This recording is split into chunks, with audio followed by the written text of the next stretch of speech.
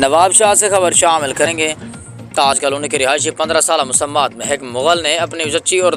دادی کے ہمراہ نواب شاہ پریس کلب میں پریس کانفرنس کرتے ہوئے بتایا ہے کہ میرا پھوپھا علی گوہر زرداری زبردستی میری شادی اپنی مرضی سے کرانا چاہتا ہے۔